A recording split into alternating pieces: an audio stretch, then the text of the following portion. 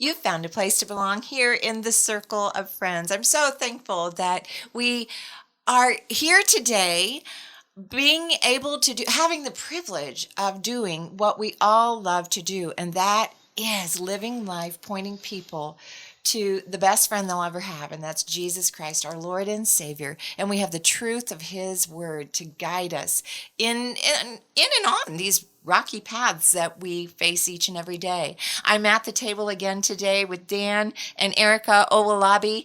Yesterday we were talking about parenting kids in this world that we live in. And so much of what we do is what was put into our bags, as we grew up. And I don't say bags in a bad way. We have backpacks that we carry the necessities for today. Maybe there is some baggage that we do need to get rid of.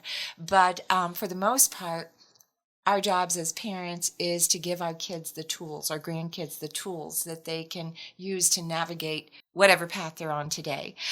Dan, Erica, you were talking about those tools. Yesterday when we left, Erica, you were saying that you're constantly wanting to remind your kids that they're smart and they're kind, and to live a life that has those markers to guide their way.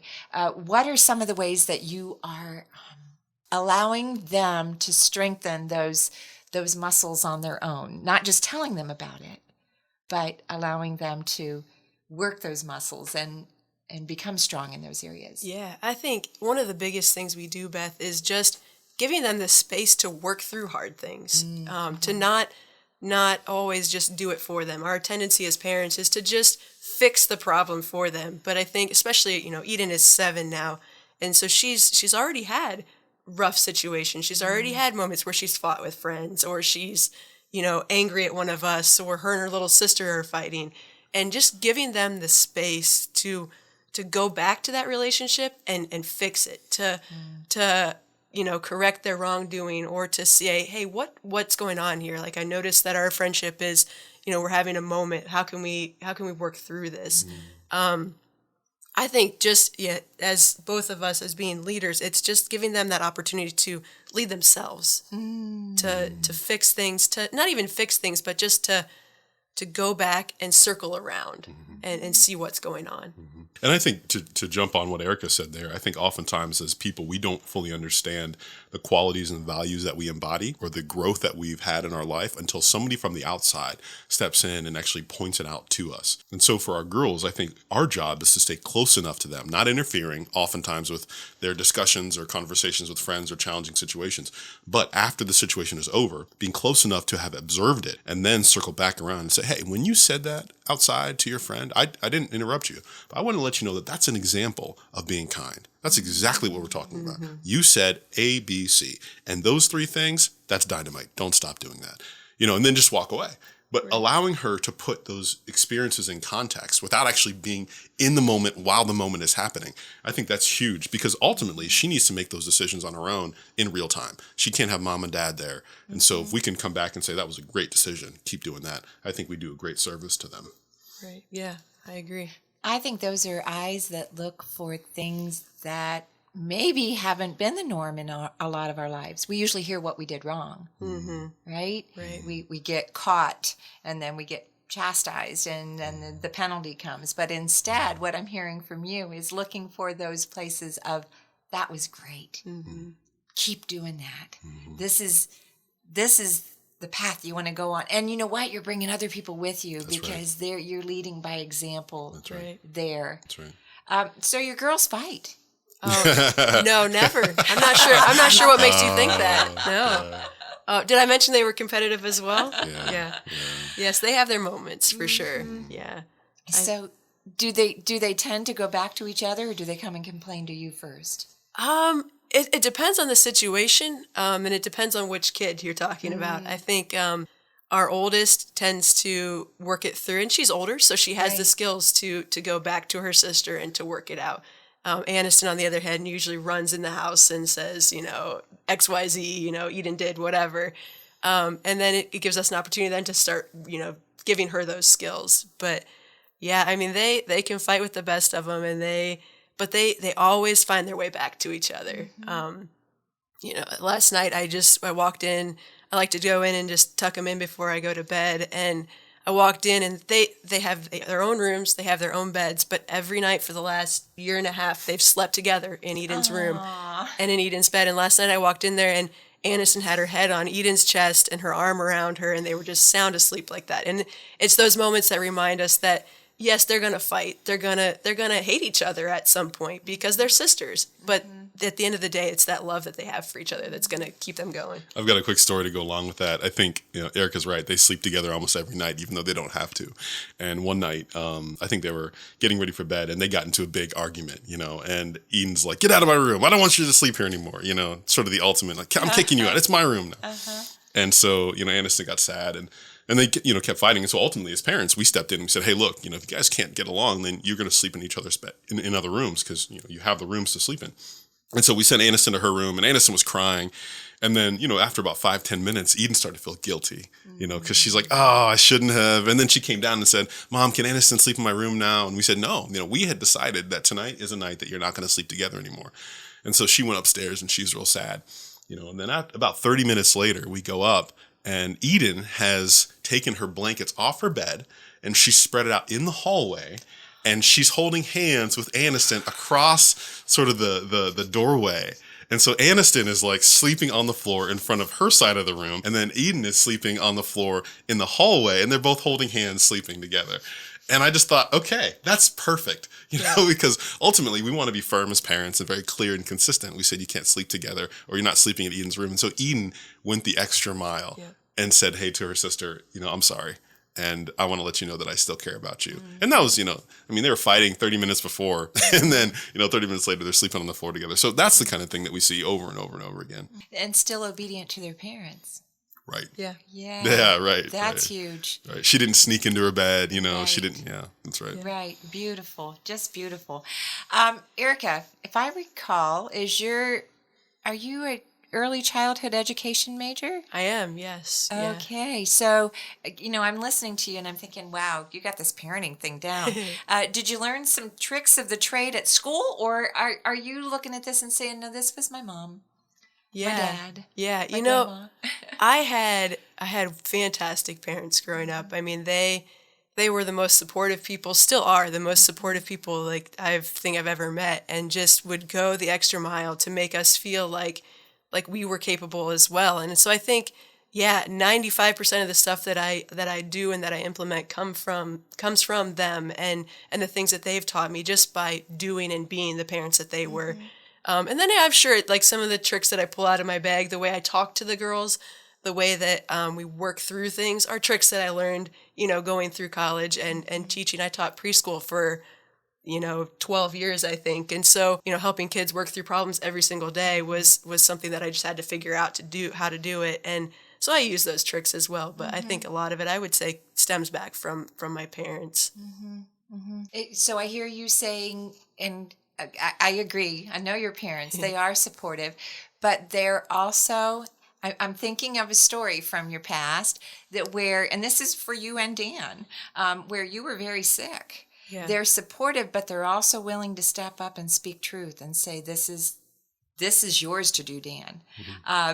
Can you tell us about those hard places where they have spoken, what some people would say that wasn't kind, that wasn't, that was mean that you put that on me or whatever. Can you talk about their style of parenting adult children that has helped you move forward also? Yeah, that's one thing that doesn't get talked about very often, parenting adult children. That's challenging and different than you expect. There's plenty of books on how to lead kids, but how to lead adult kids is different. Dewey and Gloria are the best in-laws I could imagine, and they've been amazing along the way. We had one interaction that was very, very challenging, and it took me some time to get over it. But I'm glad I did. Erica was probably in 2011. Erica went through a very difficult season where she couldn't hold down any food. She was losing weight really quickly. She was laying on the couch. She couldn't get up, very weak. And we couldn't figure out exactly what was going on. So we went to multiple doctors. And, one doctor told her to do something for a couple weeks and it just got worse. And he went on vacation and we couldn't get a hold of him. And, then we went to a different doctor and she told us, hey, just take some IVs and things like that, or get on an IV and then go home. And, ultimately, we're sitting on the couch and we're trying to figure out what's going on. She can't get up. She's lost 30 pounds and 30 pounds in 3 weeks. It's just crazy. And I was listening to the doctors and said, hey, doctor said, so we need to just keep following the regimen until he tells us something different. And then I hear a knock on the door and it's Dewey and Gloria. They come in and I say, hey, what are you guys doing here? And they sit down and they have this look on their face like something happened. And I don't know what's going on. And Erica's laying there. She's barely conscious. And Gloria and Dewey both look me in the eye and they say, this isn't okay. Like, she is really sick. Now, we know that this is a difficult conversation and we know this is hard to hear. We think you should take her to the ER now, like today. And, the 25-year-old in me was like, don't tell me what to do in my house, that kind of thing. But because we had such a strong relationship before that, they had laid such an amazing foundation. Because I knew what it looked like to take hard advice from people who loved me. I said, hey, I'm going to think about it a little bit. I appreciate you guys coming here. I know this was a difficult conversation. We talked a little bit more and then they left. I turned to Erica and I said, Erica, what do you think we should do? And she said, I don't know. And so for me, it was really up to me.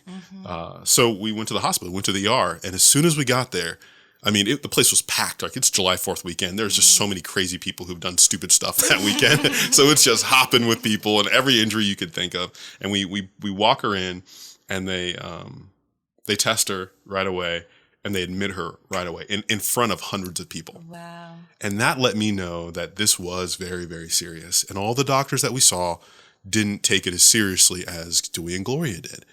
And it was so important in that moment that they stepped up and they had a difficult conversation. They basically put all their chips on the table and they said, hey, all the time we spent with you, all the things we talked about, we're going to put it all on the line right now because we believe you're going down the wrong road. And you can really only do that like 2 or 3 times in a lifetime with somebody, and they used it in that moment and it was the right moment. And I'm really, really thankful they did. So anyway, she was diagnosed with ulcerative colitis eventually. And, went through just 7 or 8 years of treatment and figuring it out. But if it wasn't for Dewey and Gloria in that moment, I don't know what would have happened. You make such a good point there. They put all their chips on the table that one time.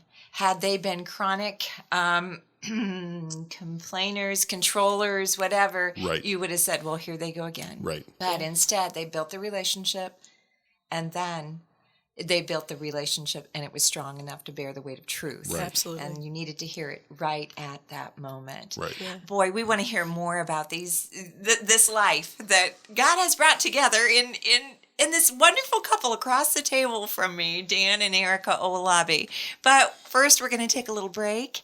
And listener, stay tuned because they found a place to belong here at the Circle of Friends table. And you, listener, have found a place to belong here in the Circle of Friends too. Village Gift Barn in Berlin, Ohio carries one-of-a-kind finds, just as unique as you. Our elegant shop has everything you need to dress up your home and your wardrobe. We're dedicated to offering new, exciting merchandise.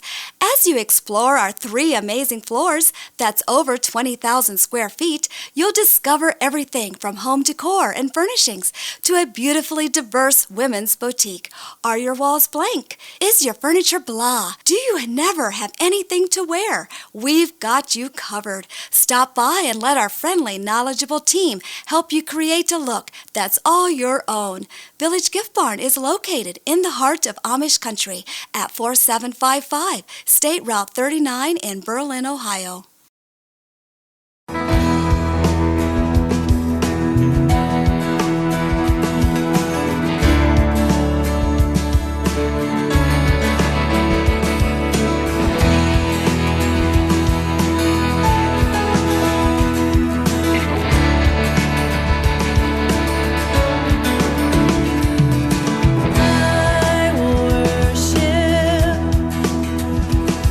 With all of my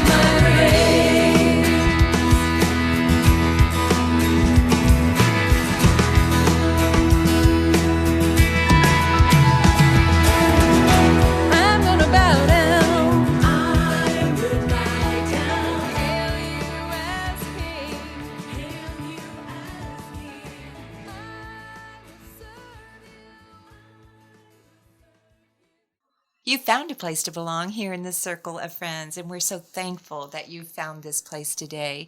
Erica and Dan Owolabi are sitting here at the table. It's been a great day and a half of hearing your story, the story that you told right before we broke, which was about a very difficult place in your life. Erica, you were very, very sick. You'd been to the doctor, so Dan, you felt like you were taking the right steps. But Erica's parents saw red flags that you were not able to see, and they were strong and courageous and stepped up and spoke hard words into their adult children's life because they had that strength of relationship with you.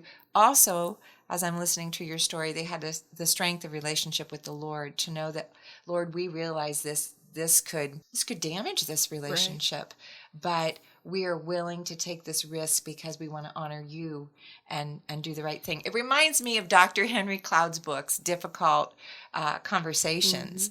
And in that, he says to confront, confrontation isn't a bad thing because to confront means to turn your face toward. And they were turning their face toward you. Now, maybe they'd read the Dr. Henry Cloud books on boundaries and everything else, so they knew about parenting adult children. But by their example and that model, I know that it impacted you physically, but it's also impacted you in the way you parent your own kids, and I'm guessing in the way you do life. You weren't pastoring a church then yet, or you were? I was, yeah. Just starting, Just starting. So they modeled that communicating hard things in difficult places. So how has that impacted your ministry together? Yeah. That's a great question. So stemming from their example in that one instance where they came to our house and they said difficult things, one thing that Dewey and Gloria did, I thought that was amazing in that situation that really made the difference, is they came into our living room and they said, here's what we see. And here's what we see you doing. Here's what we think you could do differently. But we're going to let you make the decision. And they didn't force it. They didn't threaten. They didn't say, we're going to do it for you. They didn't do any of that.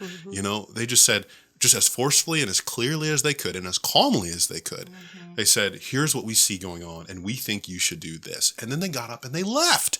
They left. They didn't say you need to do it now. They didn't put keys in my hand and put me in the car and put her in the car. They didn't do any of that.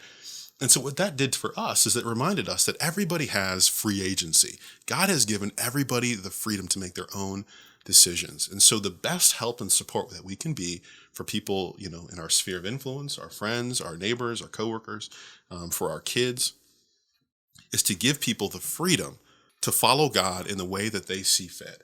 And if they go off the rails after we've said very clearly and firmly in relationship and in love, then, we're there to help them with the consequences, for sure. We're not going to abandon them, but we don't force them to do anything. And that's one example I thought Dewey and Gloria nailed that day, because that gave me the freedom to make a decision and then continue to move.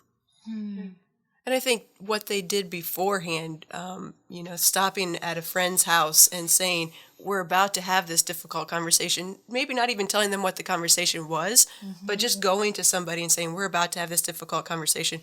Will you pray that we approach it the right way? Will you, help us to go about it the right way? Do you have any advice maybe even about how to approach this? Knowing that, yes, they're older than us. Yes, they're our parents, but they want to do it right still.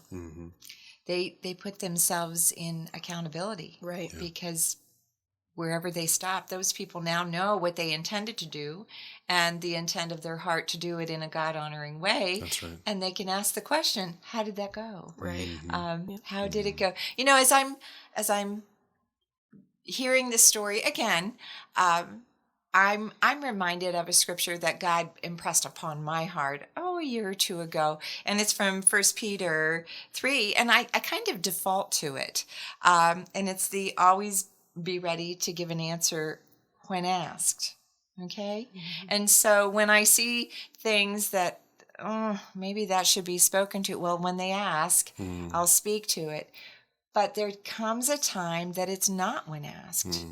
There comes a time when the time is now. Yeah. Be strong and courageous. Step up and speak truth into this situation right here, right now. So it's really having that sensitivity to knowing what God, where He's directing your eyes. That's right. That's right. You know, Beth, that's a great example. And 1 Peter 3 is a great verse. If you go a little further to 1 Peter 4, there's one that I think that applies just as well. And it says, love each other deeply because love covers a multitude of sins. And the way that I interpret that is that if you love people deeply, you might say the wrong thing. You might do the wrong thing. But if you continue to pour out in love and the love of Christ, people start to see your intentions. Even though you stumble over your words or you might have the wrong timing or the wrong phrasing, people see that love. And so ultimately, I think in that instance, that's exactly what they did. They had to say something that they didn't know how to say, but they did it anyway. You're speaking about family situations here. We've talked a little bit about how that impacted your role as pastor in a church, and also I'm sure with the ministry that you're involved in now. But I always say our families are little microcosms of what is going on in this world. The same can be said of doing life here, right now, in 2020, in this inside out, upside down world. Yeah. Having that heart of love so that even if we say it wrong or get it wrong, people say, but at the core, I know it's out of this heart of love. Have you seen that displayed? Can you think of a situation where you were like, I think that remark could offend me, but you came back to, but I know this person and I know that's not the intent, other than Dewey and Gloria. Sure. Yeah. Here in this world today. Dan, you can speak to it. Well, okay, I don't know that we've mentioned this before, but you're a biracial couple. Right. Raising biracial daughters in a world that's just all about all that stuff right now. I'm sure there have been remarks. There's been things that you have had to put on the ears and lenses of love. Yeah. I think for us, you hit the nail on the head just now. Raising biracial children and being a biracial couple, people tend to say things, especially people that are close to you, that think they have the freedom to just kind of say what they're thinking, say things to you that they would not normally say to another biracial couple walking down the street. And for us, it's been that walking that line of figuring out when is the time to look at them and say like, hey, I know that you love me. I know that you love my girls. I know that you love my husband. But what you just said is not something that you would normally say to somebody else. And it did hurt me, and being able to have that conversation, that open conversation with people because you love them and you respect them. And I think that's something that we've walked through. We've been together for 17 some years now. And from the very beginning, we've had to learn how to walk through that situation. And at the beginning, we did it very poorly. And we would laugh at the random jokes that people would say about, hey, Dan, you must be really good at hide and go seek because nobody can see you at night or something like that. Comments like that people think are funny and they just aren't, And so working through that together and figuring out how do we go back and in love, correct that and make that right. And to add to that, I think that's 100% right. We heard jokes like that a lot and we would sort of let that roll. And I think we'd let it roll under the guise of not being easily offended. I think the Bible teaches, Right. you can take a lot in the name of Christ. And it's important not to be easily offended, especially in 2020, that being easily offended is a rampant problem that every race has.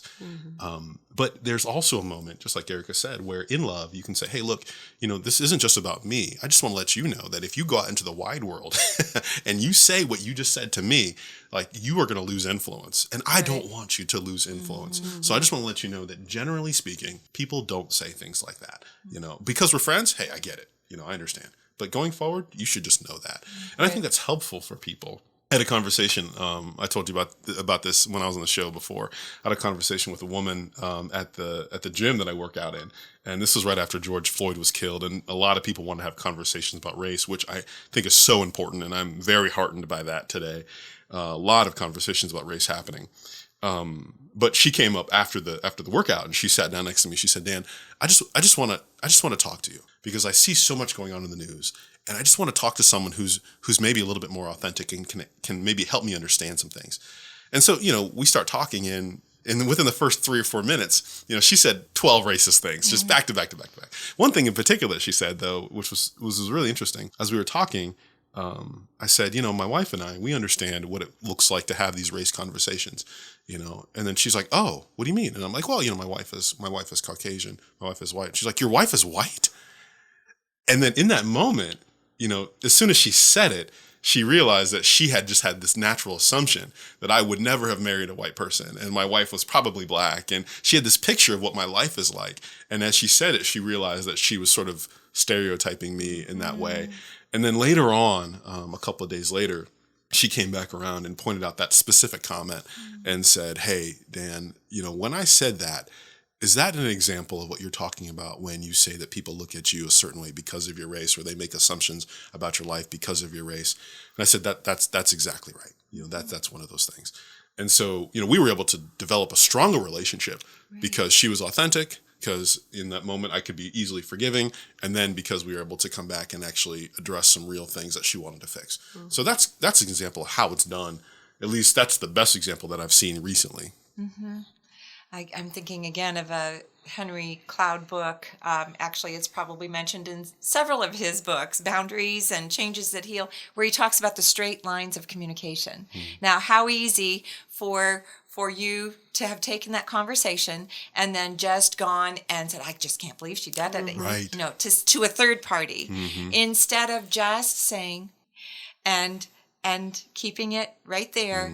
And when she came back, instead of just saying, oh, no, that was no problem, whatever, Right. and moving on, avoiding, ignoring, saying, yeah, that was it. You had that's closure. That's the full circle that we're talking about, circling back and saying, oh, yeah, this is. And so she learned a valuable lesson. I think as you told that story before, I texted you a day or two later and said, Dan, I hope you know that I am that person that wants you to come and say, hey, Beth, I don't think you meant it just like that, or maybe you did, but let me just tell you, from a heart that loves you, that's where we need to be with one another. Right. Willing to come alongside and to say, hey, I don't think you meant it this way. Missy knows that through the years I have said, we all say, don't judge me. But I say to my friends, judge me. Come and tell me, Beth, that's not who you want to be. That's not the Beth I know. But when you say that, this is how it sounds to people who don't know. Exactly right. You. Wow. Yep. What if we could live in a world where instead of anger, we responded with love? Absolutely. We have that model, don't we? Somewhere. Yes. What was 2,000 years ago, maybe? Yeah, I think. Yeah, there was a cross. I can't remember. Yeah. Oh, that's right. Yeah, a cross. Yeah. And Jesus gave his life for us, the vilest sinners. Offensive, yeah. Self-centered, not thinking about, yeah, that was us. That is us. He still gave his life for us, and he loved us enough to die for us. Oh, my. Oh, we are at the end of Tuesday. Will you come back Wednesday? Can we talk a little bit more about life through the lenses and perspective of this beautiful young couple, Dan and Erica Owolabi? I want to tell you again, Dan wrote this wonderful book on leadership called Authentic Leadership. You need to check it out. It's going to be available on audiobook soon, and this is a book you want on your bookshelf. Thanks for joining us here at the table. You've found a place to belong here in the circle of friends. This program was brought to you through the generous support of donors and listeners like you. To contact Circle of Friends Ministries, you can write to P.O. Box 345, Berlin, Ohio, 44610, or find us on Facebook at circleoffriends.fm. Program archives can be found at thelight959.com.